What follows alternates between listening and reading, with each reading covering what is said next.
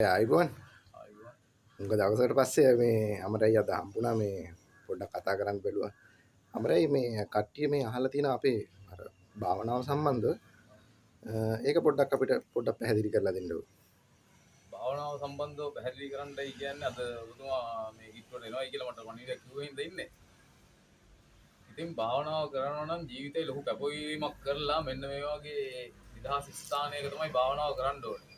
ඉතින් මට තියෙන එකම සතුට සම්පත වස්තුව මේ ස්වභාව ධර්මය විසින් පිහිටවලා තියෙන මේ ගල්පඩ තමයි. මේවා තියෙන තනකොළ ගහකටවත් හානියක් නොවන ආකාරයට ඒ තමන්ගේ ජීවිතයේ තියෙන අනිත්‍යතාවය දැකලා ඒ භාවනාව වඩන්න ඕනේ. ඉතින් මේ භාවනාව වැඩි වීම පිළිබඳව මම කියා දෙන්නම්. ඉදිරියේදී මම කොහොමත් මේ ස්ථානවලම නතර වෙන්න තමයි බලාපොරොත්තුව. දැනට තියෙන ඒ පරිබාහිර මගේ විසඳිය යුතු කරුණු කාරණා හින්දා තමයි මේ පොඩ්ඩක් ඉන්නේ.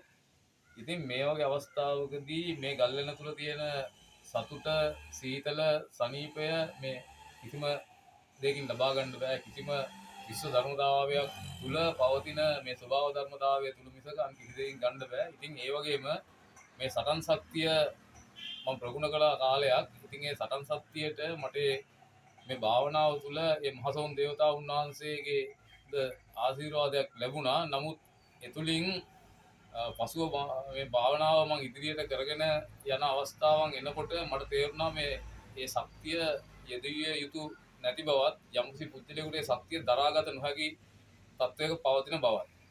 ඒ තුල මේ භාවනාව පිළිබඳව මට මේ කෙටි විග්‍රහයක් කරන්න අපහසුයි.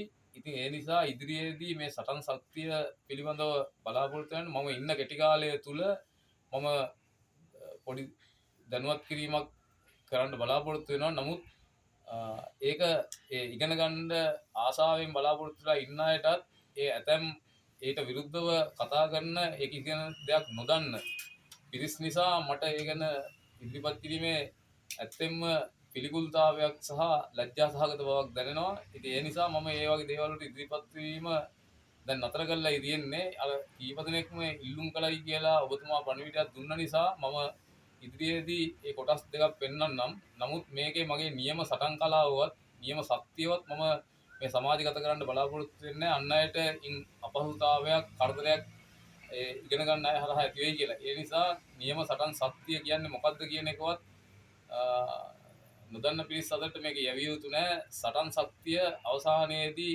විශ්ව සත්‍යයක් බවට පත් කරමින් විශ්ව සත්‍ය නිර්වාණ සත්‍යයක් බවට පත් කරමින් මේ සංසාරයේ කෙටි කර ගැනීම අඩුම තරමින් මිනිස්සෙක් කියන්න පෙර ඒ සෝවාන් කියන තත්ත්වයට නොලැබුවොත් ඒ ආත්මයෙන් බලක් නොවන බව අවබෝධ කරමින් සටනට නොපිවිස නිවනට පිවිසෙන්නයි කියන මාර්ගය ඉදිරිපත් කරමින් එතුවක් කල් ඒ යැපෙන කාලය තුල මේ තමන් ගිහියෙක් වශයෙන් හෝ පැවිද්දෙක් වශයෙන් හෝ යම් කෙනෙක් ඉන්නවා නම් ඒ කාල සීමාව තුළ තමන් ඒ ජීවත් වෙන ක්‍රමය ප්‍රතිරූපය පෙන්눔 කරගෙන ගියාට තමන්ගේ හිත තව කෙනෙකුට කියවන්න අපහසුයි. ඒ සිත තුළ ඇති වෙන తত্ত্বය තමන් පමණයි දන්නේ.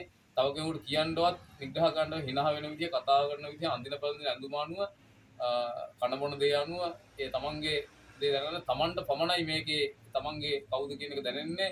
එතකොට තමන්ට තමන් දැනෙන ප්‍රමාණය අනුව තමන්ට අනුව පැහැදිලි තේරුම් ගැනීමේ ප්‍රවණතාවයක් ඇති වෙනවා. ඒක තමයි මට දැන් දැනිච්ච භාවනාවේ මන් දන්න ප්‍රමාණය මට්ටමේ අනුව තියෙන්නේ.